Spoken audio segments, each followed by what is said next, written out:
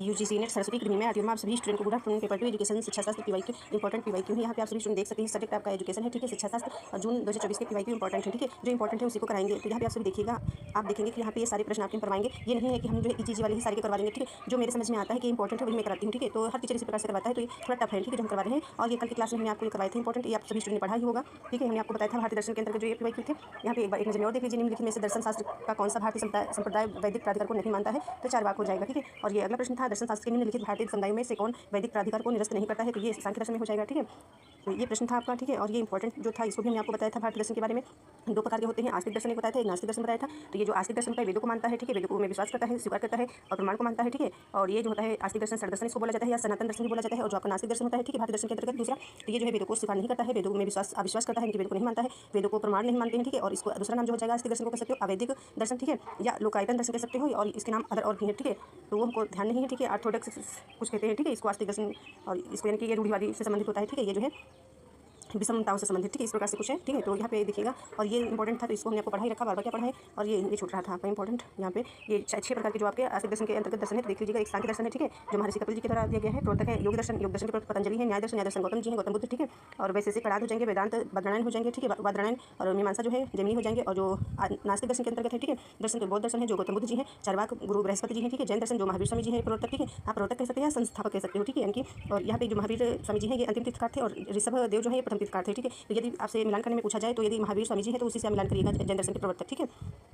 और ऋषभ भी कहीं बुक में दिया होता है, ठीक है। और आज की क्लास में जो स्टार्ट करने वाले हैं तो यहाँ पे देख सकेंगे आप सभी स्टूडेंट। पहला प्रश्न आपका होगा ये, यहाँ से पहला प्रश्न ये आपका सम्मिलित करने का दिया गया है, तो फर्स्ट सूची एंड सेकंड सूची हो जाएगा। तो इसमें पहला बाहरी आलोचना दिया गया है, समय श्रेणी डिजाइन दिया गया है, आंतरिक आलोचना दिया गया है और स्थैतिक समूह तुलना डिजाइन दिया गया है। अब आपको जो है मिलान करना है, तो इधर के आपके सेकंड सूची के अंतर्गत सारे जो है विकल्प आपको पढ़ लेने हैं, ठीक है। तो बाहरी आलोचना आपको कुछ तो समझ में आ रहा होगा, बाहरी आलोचना क्या होता है, ठीक है। तो बाहरी आलोचना से संबंधित आपको जानना होता है क्या होता है, ठीक है। तो यहाँ पे बात करने वाली है बाहरी आलोचना क्या है। तो बाहरी आलोचना आप जानते हैं क्या होता है, जैसे कि 2 पर्सन है, ठीक है, 2 व्यक्ति हैं, तो एक व्यक्ति जो है इस व्यक्ति की आलोचना करता है, यानी कि इस व्यक्ति बुराई करता है या अच्छाई करता है, ठीक है। सकारात्मक भी हो सकता है, नकारात्मक भी हो सकता है। कहने का मतलब हो जाएगा जैसे कि ये टीचर हो गया दूसरा, ठीक है, ये छात्र हो गया, तो टीचर जो है छात्र की प्रशंसा करता है, ठीक है। तो ये जो है एक प्रकार का बाहरी आलोचना हो जाता है, ठीक है। ये सकारात्मक भी होता है, नकारात्मक भी होता है। या कह सकते हो जैसे कि ये दोनों मित्र, ठीक है, ये मित्र हो गया, ये आप हो गए, ठीक है, ये आप और एक मित्र हो गया, ये स्टूडेंट था, ये टीचर हो गया, इस प्रकार से कह सकते हो। तो टीचर प्रशंसा करता है बच्चे की, ठीक है, ठीक है। तो ये सकारात्मक नकारात्मक होता है बाहरी आलोचना। और ये जो है आप हो गए, ये आप हो गए, जैसे स्टूडेंट मतलब आप हो गए और आपका मित्र हो गया, तो आप जो है जैसे कि बोलेंगे कि आपकी राइटिंग बहुत अच्छी है, ठीक है, या कहेंगे आपने जो पेंटिंग बनाया है बहुत सुंदर है, ये भी एक प्रकार का आलोचना होता है, ठीक है, जो दूसरे व्यक्ति से करी जाती है, ठीक है, दूसरे व्यक्ति की, ठीक है।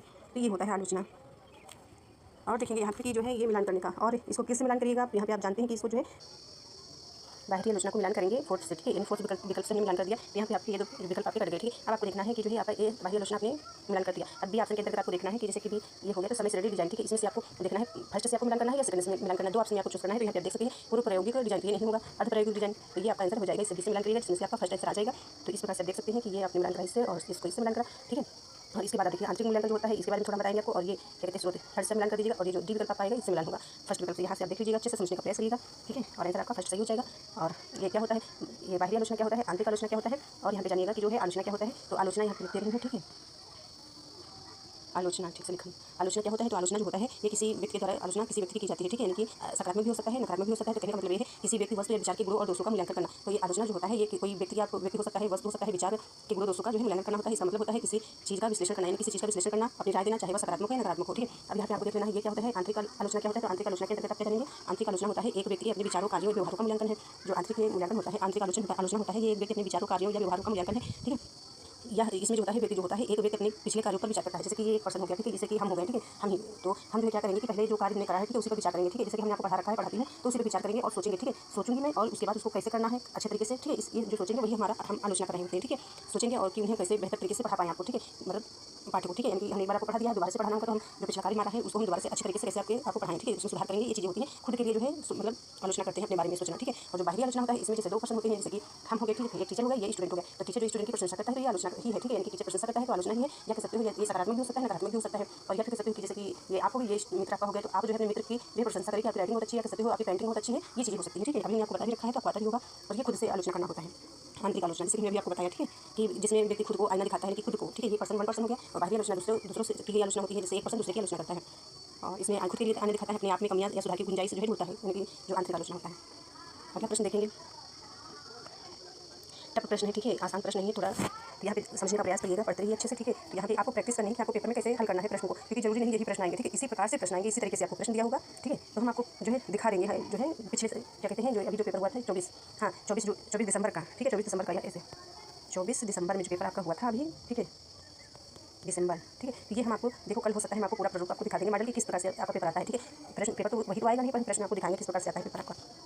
यहाँ पे देखिएगा आप सभी स्टूडेंट, प्रबंधकीय ग्रेड के अनुशंसित नेतृत्व शैली का सही क्रम क्या है। इसमें सही क्रम आपको बताना है। तो इसमें जो है डी विकल्प आपका सही हो जा रहा है, ठीक है। जब डी विकल्प आपका सही है तो पहले आपका फर्स्ट हो जाएगा, ठीक है। फिर आपका जो है सेकंड, और इसके बाद डी आपका हो जाएगा थर्ड नंबर पे, ठीक है। और ई आपका हो जाएगा फोर्थ नंबर पे, और इसके बाद जो है बी आपका हो जाएगा 5 नंबर पे। यहाँ पे जो है आप देख सकते हैं फर्स्ट नंबर पे परिचालित प्रबंधन हो जाएगा। इसके बाद जो है आपका कंट्री क्लब आएगा। इसके बाद जो है आपका प्राधिकार अनुपालन आएगा, और लास्ट में आपका ये जो फोर्थ है मिडल ऑफ द रोड, और इसके लास्ट में आपका आएगा सबसे लास्ट में टीम प्रबंधन, ठीक है। ये हो जाएगा, तो ये प्रश्न आपका है, ठीक है।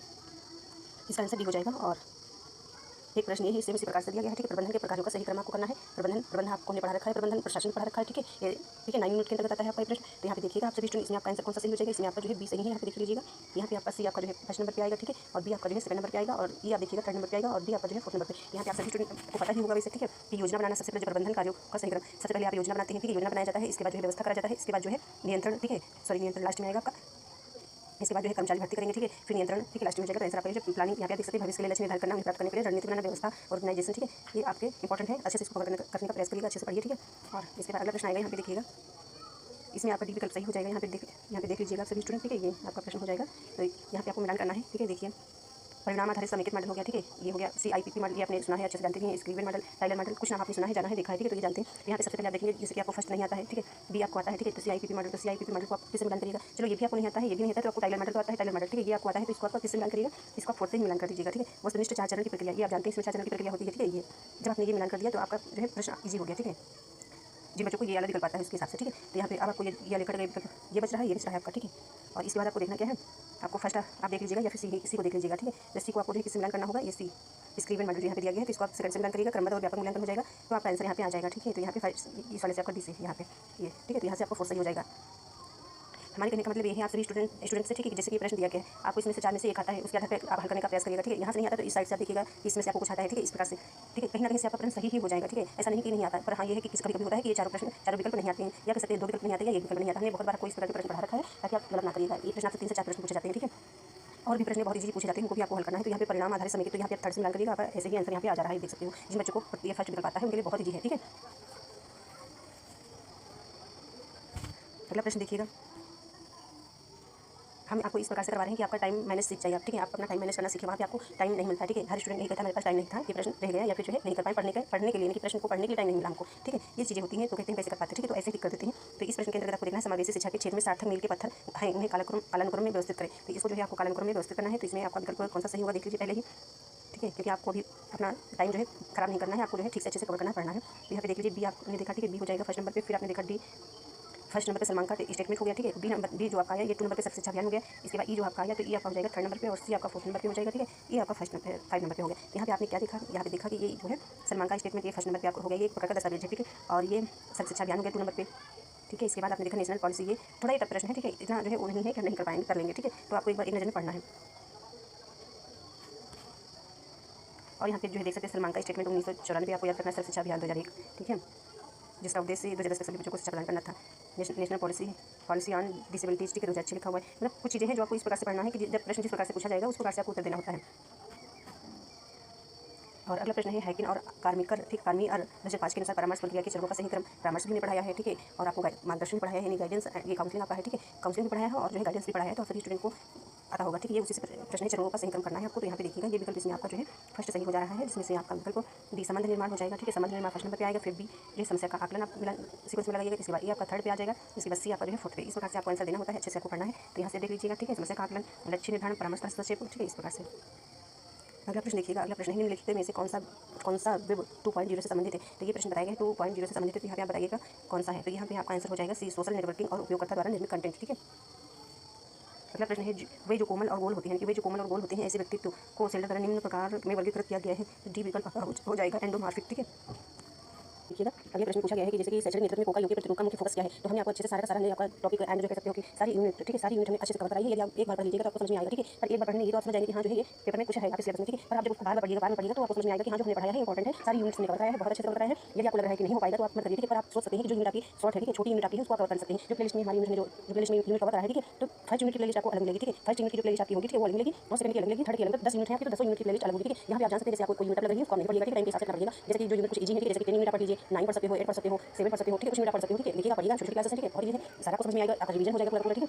अगले प्रश्न चलते हैं, ठीक है। यहाँ पे अगला प्रश्न देखते हैं कौन सा घटक RSSA का भाग नहीं है। सॉरी यहाँ पे पहले आंसर आपको समझना होता है। तो यहाँ पे आप आंसर करने के लिए शैक्षणिक नेतृत्व में कोका योग के प्रतिरूप का मुख्य फोकस क्या है। तो मुख्य फोकस आप जान सकते हैं, ये जो मैं दिया था, ठीक है, आप जानते होंगे जब आंसर संबंधित है ये कोका, ठीक है। और यहाँ पे आप जानेंगे कि ये भी आपका सही है, इसमें तो शैक्षणिक प्रक्रिया में त्रुटियों का निवारण करना, तो शैक्षणिक त्रुटियों का जो निवारण से संबंधित है, ठीक है। ये कोका योग होता है, ये आपका जो है त्रुटियों का निवारण करता है, ठीक है। और अगला प्रश्न देखिएगा कौन सा घटक है जो आवाजें आ रही है इसलिए सॉरी, ठीक है, अपनी पढ़ाई पे ध्यान दीजिएगा, ठीक है। तो कौन सा घटक RSSA पहला भाग नहीं है। तो इसमें भी हो जाएगा छात्रवृत्तियों का प्रावधान, ठीक है, छात्रवृत्तियों का प्रावधान हो जाएगा, ठीक है। और अगला प्रश्न देखेंगे अगला प्रश्न देखिएगा निम्नलिखित में से कौन से कथन गलत है। इसमें गलत कथन पूछा गया है, कौन से जो कथन है गलत है। ठंडाई का सिद्धांत बुद्धि का प्रमाणवादी सिद्धांत है, ये आप जानते हैं गलती है, ठीक है। मूल्यांकन एक प्राथमिक मानसिक प्रक्रिया है जिसका अर्थ है जो पहचाना गया है उसको संरक्षित करना, ठीक है। और सी विशिष्ट क्षमताओं का समूह जिसे ये सार के नाम से जाना जाता है, गलत है, ठीक है। और बुद्धि संरचनात्मक रूप एक्सपेरिमेंट दिया गया है, इसमें आप जान सकते हैं कि इसमें आपका जो है बी विकल्प आपका सही दिया गया है, ठीक है। यहाँ पे आप देखिएगा गलत प्रश्न की बात कर गया है, इसके अंदर निम्नलिखित कौन से गलत है प्रश्न। तो इसमें बी गलत हो जाएगा, ठीक है, ये सही है आपका, ठीक है, ये आपका सही है, प्रमाणवादी सिद्धांत आपका सही है। और बी जो आपका दिया गया है तो बी आपका हो जाएगा इसके अंदर, ठीक है, प्रश्न के अनुसार ये सही हो जाएगा। और एक आपका सी हो जाएगा और एक आपका जो है ई विकल्प ये नहीं है, ये वाला हो जाएगा, ठीक है। बुद्धि का संरचनात्मक ये संख्या हमको याद है कि 4G के द्वारा दिया गया है, ठीक है। और यहाँ पे और देखिएगा इसमें दिया हुआ होगा आंसर नहीं दिया है इसमें, यहाँ पे आप देख लीजिएगा आंसर ये वाला हो जाएगा, ठीक है। ये भी आपका हो जाएगा, यहाँ पे देख सकते हैं। और ये बी एंड सी ये हो जाएगा इसके अनुसार, इस प्रश्न के अनुसार, ठीक है। और अगला प्रश्न देखिएगा मिलान करने के प्रश्न है, तो मिलान करने का उसको देखिएगा किनकी समावेशी शिक्षा में प्रत्यक्ष प्रासंगिकता है, ठीक है। निम्नलिखित में से किनकी समावेशी शिक्षा में प्रत्यक्ष प्रासंगिकता है, तो इसमें आपको बताना है UNCRPD, ठीक है, project of integrated education for the disabled, ठीक है। इन डिसेबल्ड जो बच्चे होते हैं अंग बच्चे कह सकते हैं, ठीक है, शारीरिक क्षमता में जो कमजोर बच्चे होते हैं, ठीक है। और यहाँ पे NEP 2020 1986, ठीक है, NEP और यूनिवर्सिटी डिजाइन फॉर लर्निंग, इसमें आपको बताना है कौन सा आंसर आपका सही होगा। इसमें आप देख सकते हैं कि इसमें बी विकल्प आपका सही हो जाएगा, तो ए आपका सही हो जाएगा, ठीक है, एक आपका सी विकल्प आपका सही हो जाएगा और एक डी सही हो जाएगा। और यहाँ पे जो छूटा है प्रश्न को ये नजर देख लीजिए, ये आंसर के तौर पे है, ठीक है। यहाँ पे ये मिलान सही दिए गए हैं, इनको पढ़ लीजिएगा, इंपॉर्टेंट है। तो यहाँ पे देख सकते हैं संदर्भित सचनता और मूल्यांकन सचनता, ठीक है, मूल्यांकन ये समझ सकते हो कि साधनों और परीक्षणों को तैयार करना, चयन करना, उनका उपयोग करना, कार्य संपादन समझ में आ रहा होगा, सामान्य विषयवाद व्यवस्था अनुरूप है आयाम, इस प्रकार से आपको समझ पढ़िएगा तो आंसर आपका सही हो जाएगा, सभी स्टूडेंट का किसी का आंसर गलत नहीं होगा। इसके बाद आप यहाँ पे देखिएगा इसमें जो है इसको रहने दीजिए, इसमें कन्फ्यूजन होगा, ठीक है। और ये प्रश्न देख लीजिएगा, यहाँ से सुमेलित करने का ही प्रश्न दिया गया है, उनकी सुमेलित करने का, ठीक है। तो अधिगम क्षमता वाले बच्चे, ठीक है, और एक वाले बच्चे, बौद्धिक क्षमता वाले बच्चे, दृष्टि वाले बच्चे, यहाँ पे आप देखिएगा इसमें जो है आपको मिलान करना है अधिगम क्षमता वाले बच्चे को, यहाँ पे आपको बताना है अधिगम क्षमता। यहाँ आप जानते हैं अधिगम मतलब सीखना होता है, लर्निंग के सब आप जानते हैं कितनी बार है डिसेबिलिटीज, ठीक है। तो ये आपका मिलान हो जाएगा 18 से, ठीक है, उपलब्धि।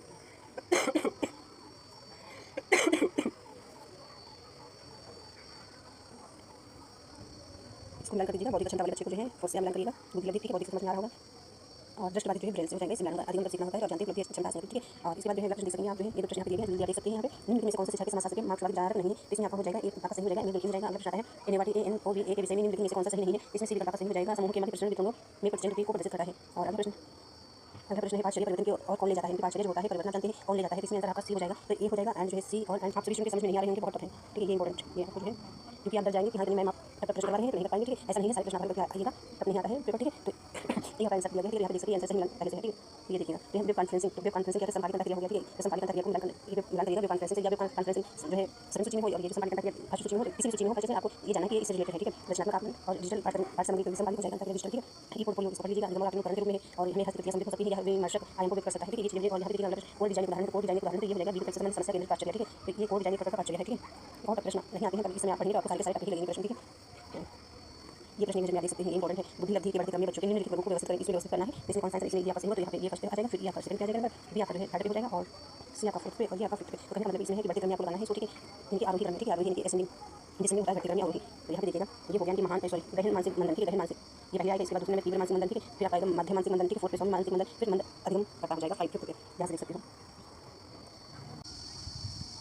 प्रश्न है देखिएगा ये अगला प्रश्न, मनोसामाजिक विकास का सिद्धांत किसने प्रतिपादित किया है, यानी कि मनोसामाजिक विकास का सिद्धांत जो है किसने प्रतिपादित किया है। तो इसमें आंसर आपको बताना है कौन सा होगा। तो इसमें एरिक एरिक्सन हो जाएगा, तो अच्छे से आपको याद रखना है कि एरिक एरिक्सन आंसर है इसमें, ठीक है, एरिक एरिक्सन मनोसामाजिक विकास का सिद्धांत। अगला प्रश्न देखिएगा, अगला प्रश्न है यहाँ पे देखिए प्रसिद्ध पुस्तक, ठीक है, ये प्रसिद्ध पुस्तक है फाउंडेशन ऑफ एजुकेशन 1926 के लेखक कौन है। तो ये पुस्तक में बोला गया है प्रसिद्ध पुस्तक, ठीक है, फाउंडेशन ऑफ एजुकेशन 26/1900 ये इसके लेखक कौन है, ठीक है। तो ये मतलब किसने लिखा है, ठीक है, तो विलियम जो है किलपैट्रिक हो जाएगा आंसर इसमें। और अगला प्रश्न देखिएगा, अगला प्रश्न है यहाँ पे देखिएगा निम्नलिखित में से कौन पाठ्यक्रम अभिकल्प का स्रोत नहीं है, यानी कि पाठ्यक्रम अभिकल्प स्रोत 3 वर्ड आपके दिए गए हैं, इसमें से आपको समझना है इसमें कौन सा आंसर हो जाएगा।